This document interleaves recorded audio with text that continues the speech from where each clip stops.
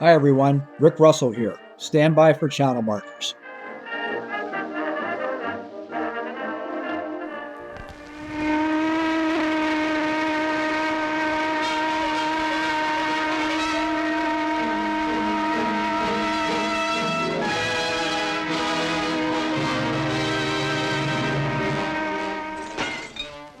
Navy Day 1943, 1 year ago.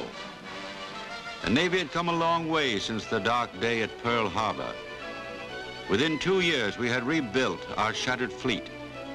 Americans saluted a bigger, more powerful Navy than any the world had ever known.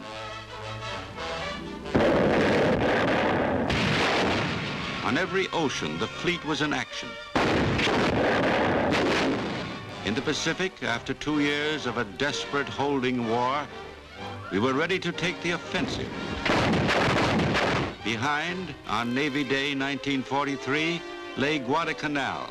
Behind lay victories in the Coral Sea, Midway, and the Aleutians. But ahead, for every man on every ship, lay hard and bitter fighting to execute the master plan agreed upon by the High Command and Admiral King. In the Pacific, we faced two major enemies, distance and the Japanese. In part one of this episode, we looked at the U.S. Navy's situation in the first 12 months after the Japanese attack on Pearl Harbor in December 1941. As we've said before, you go to war with what you have, and the U.S. Navy in 1942 acquitted itself honorably. Every battle star was hard-earned. Built for a war in the great ocean expanse of the Pacific, the pre-war Navy stopped Japanese advances in Australia and in the Central Pacific, then in August 1942 took the offensive in the South Pacific on the island of Guadalcanal. Months later, with 1943 only several weeks old, the half-starving Japanese survivors ceded the island to the U.S. Marines and Army forces, ending one of the hardest-fought campaigns in the military history of both countries. Beyond the heroism and legend, it was one of World War II's major turning points. Whether Admiral Yamamoto authored the famous "Awakening a Sleeping Giant" quote or not, the idea works. The part about filling him with a terrible resolve is even closer to the truth, because the U.S. Navy planned to annihilate the Imperial Navy and do more than its part to end Japanese militarism. So now, in early 1943, like a lesser boxer who lands a couple of big blows but fails to flatten his much larger opponent, Yamamoto braced for the inevitable counterpunches. What was next? There was a lull in the action as both sides regrouped after taking heavy losses. Also, Admirals King and Nimitz knew the counterpunching they envisioned required the creation of a powerful, self-sustaining, long-range armada built around the new Essex and Independence-class carriers. At the start of 1943, new carriers were still months away from entering the Pacific. The first of the new heavy cruisers, Baltimore CA-68, was not expected at Pearl Harbor until October.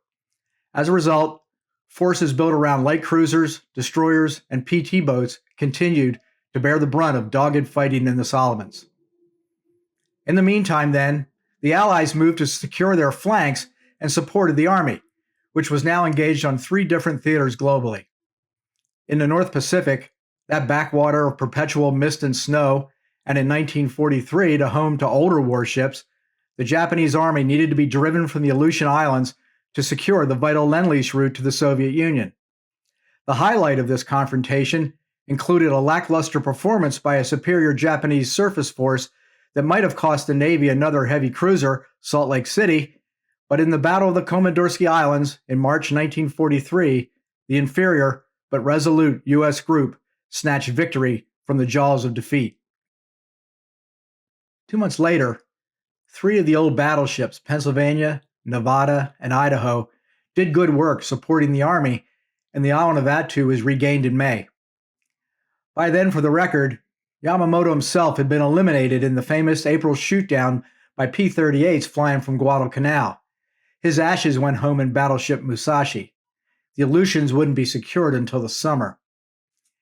As Admiral Nimitz marshaled his forces in the Pacific, the battle of the bureaucracies bubbled up in Washington, where debates over aircraft production and merchant ship construction that started in 1942 continued well into 1943 and threatened to impede the Navy's further expansion.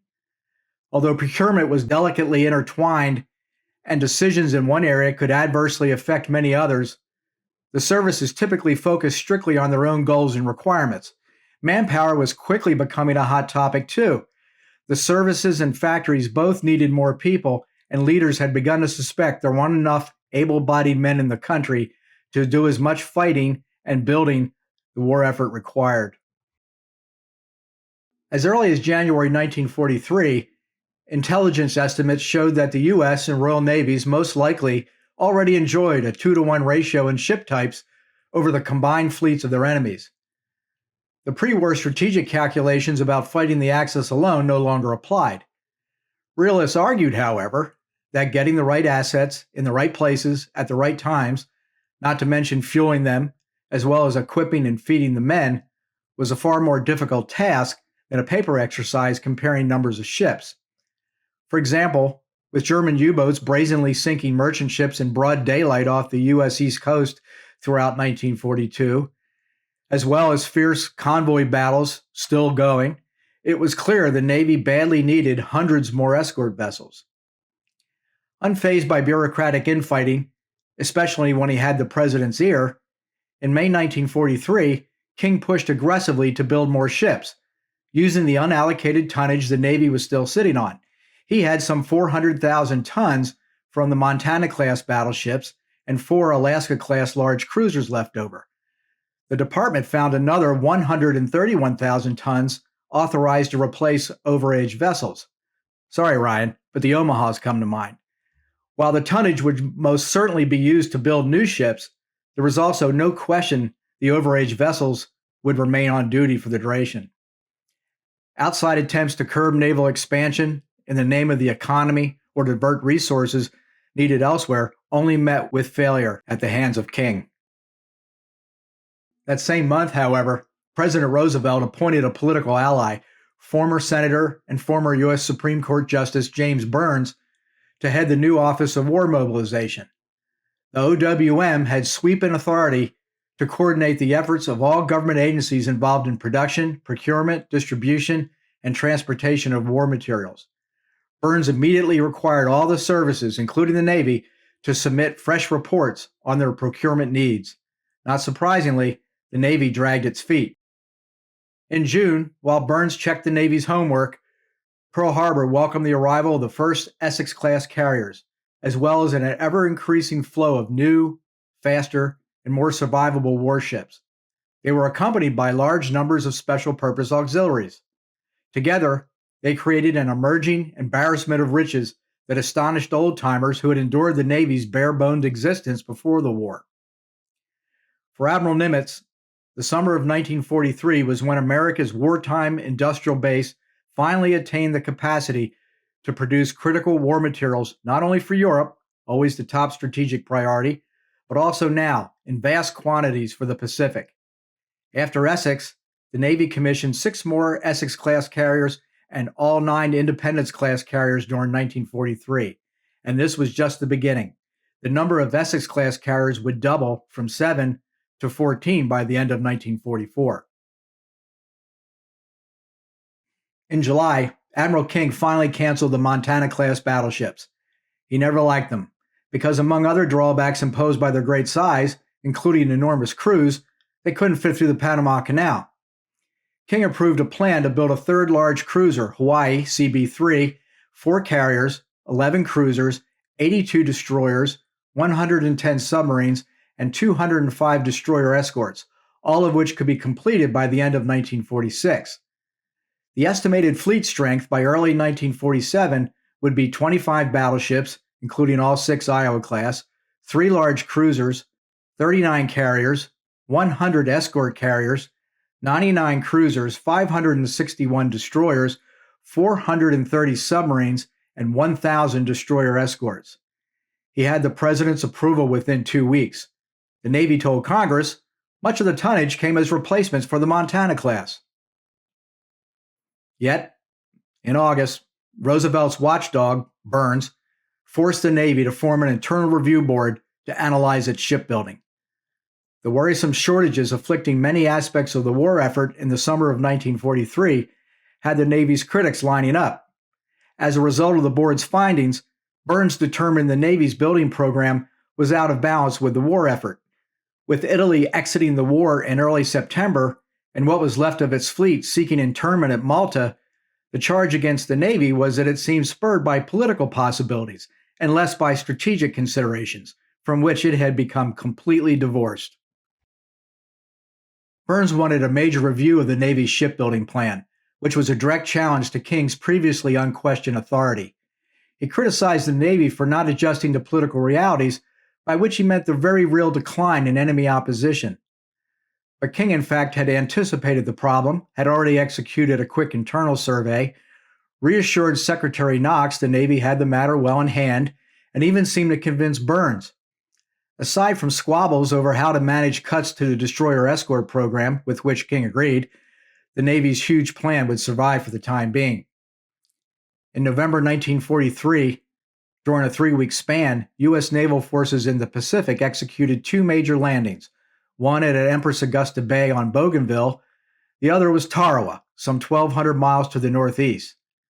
As Colonel Joe Alexander writes, quote, "These 2 operations represented the alpha and omega of U.S. landings in the Pacific," unquote. Bougainville was the last of the desperate, bare-bones assaults requiring deception and urgency and fending off fierce air and sea counterattacks, while Tarawa was the first of the so-called storm landings of overwhelming naval force that would characterize the rest of the war. 1943 was a year of transition.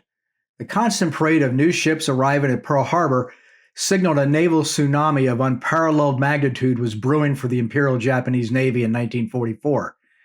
By the end of the year, the first 6 fast battleships were all serving in the Pacific, while battleships Iowa and New Jersey were on their way. Missouri, Wisconsin, Illinois, and Kentucky would follow if Admiral King had his way. Though the carrier had become the centerpiece of modern power projection, the battleship still best symbolized the overwhelming power and newfound global presence of the United States, as well as American determination, industrial muscle, and technological ingenuity. That's all for this channel marker. Thanks for watching. Leave a comment or recommend another subject below. As always, please like and subscribe if you enjoyed this video.